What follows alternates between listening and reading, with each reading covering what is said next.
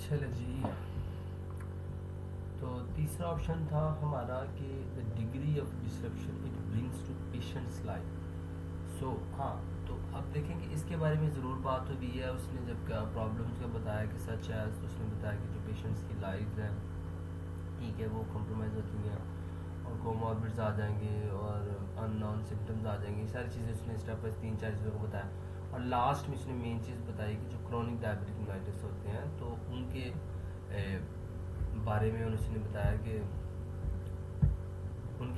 बताया कि जो क्रोनिक डायबिटिक मेलाइटिस की जो कंडीशन है, उसमें क्या क्या रेडिकल चेंजेस इन लाइफस्टाइल। तो रेडिकल चेंजेस इन लाइफस्टाइल से मुराद है कि जो डेफिनेटली उनको चेंजेस करनी पड़ेंगी। ये डिमांड है डायबिटिक मेलाइटिस की। तो चेंजेस कब करनी पड़ती हैं? जब कोई डिसरप्शन होती है, ठीक है। ये कॉज एंड इफेक्ट वाला क्वेश्चन है कि जब कोई डिसरप्शन होगी तभी आप अपनी लाइफ को चेंज करेंगे। तो तीसरा ऑप्शन हमारा कुछ मैच कर रहा है यहाँ पे ना, ये चीज़ हाईलाइटेड हुई है, तो हम इसको क्वेश्चन मार्क लगा लेंगे जब तक आप चौथा ऑप्शन नहीं पढ़ लेते, क्योंकि हो सकता है चौथा ऑप्शन इससे भी बेस्ट मैच हो। तो आपने इसलिए चौथे ऑप्शन के भी कीवर्ड्स को मैच करना। तो चौथे ऑप्शन से कीवर्ड्स को क्या है? The severity of medical complication it can lead to. तो इधर अब बात हुई है सिवियरिटी ऑफ मेडिकल कॉम्प्लिकेशन। तो आपने इसको समझना है। देखिए, मेन चीज़ मैंने आपको बताया रीडिंग सी में इज़ ऑल अबाउट दैट कि you have to understand the keywords. जैसे इसमें demanding, extend, degree and severity, ये कीवर्ड है जो आपके ऑप्शंस को जाहिर करते हैं कि इसका मतलब क्या हो सकता है, इसका ओवरऑल क्या मतलब हो सकता है पैराग्राफ के इस जो कीवर्ड्स का ना। जैसे मेडिकल कॉम्प्लिकेशंस का तो हल्का सा जिक्र हुआ है ना, लेकिन सिवियरिटी के पॉइंट ऑफ व्यू से अगर देखेंगे तो सिवियरिटी के पॉइंट ऑफ व्यू से जिक्र नहीं हुआ। देखिए, अगर मेडिकल कॉम्प्लिकेशन के बारे में बताया जाए तो उसने कहा पॉसिबल कोमॉर्बिडिटीज का जिक्र हुआ है, ठीक है। फिर ऊपर उसने एक जगह पे और बताया कि प्रीमेच्योर मोर्टेलिटी है। तो ये एक मेडिकल कॉम्प्लिकेशंस है ना, लेकिन इसकी सिवियरिटी के पॉइंट ऑफ व्यू से उसने बात नहीं की कि एक चीज़ थी उसकी सिवियरिटी क्या की। फॉर एग्जांपल जैसे डायबिटिक मेलाइटिस से अगर आप कह लें कि आई साइड वीक हो जाती है, तो आई साइड जो वीक हो जाती है वो माइनर प्रॉब्लम है। अब इसमें जो सीवियर प्रॉब्लम क्या है कि आपकी जो आई साइड है वो रेटिनोपैथी, मतलब लास्ट स्टेज है, उसको कैंसर वाली साइड पे आपने ले जाना कि वो वहाँ पे पहुँच जाएगी। जैसे फुट अल्सर है फॉर एग्जांपल, कि अगर आप डायबिटिक मेलाइटिस है तो उसमें जख्म बन गया, तो जख्म बनना एक माइनर कॉम्प्लिकेशन है। सिवियरिटी, जो सिवियरिटी क्या होगी कि वो निक्रोसिस हो जाएगा, गैंग्रीन बन जाएगा, ठीक है।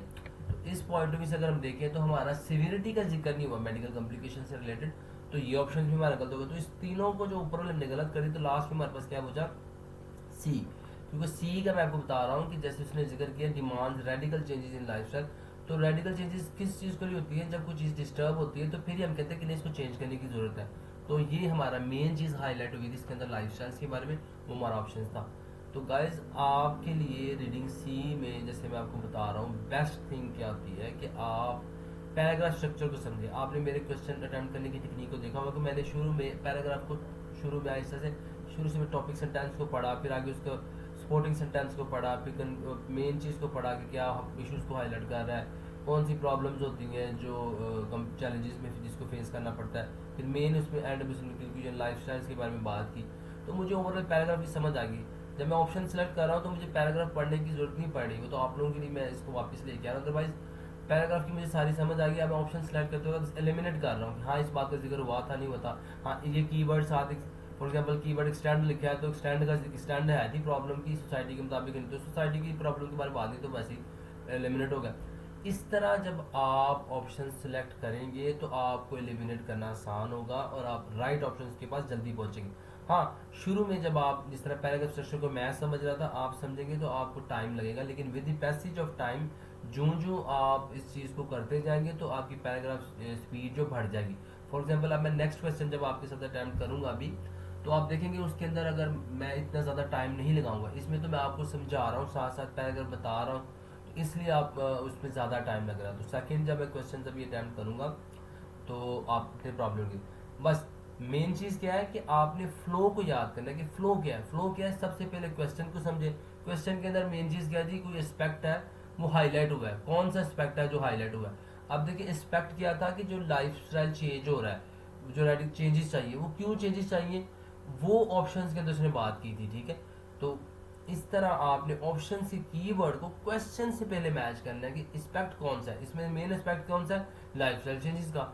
ऊपर से सारी प्रॉब्लम्स बताई हैं, ये होता है वो होता है, इनकी जो डेथ होती है इंसुलिन लगाते हैं सब कुछ करते हैं,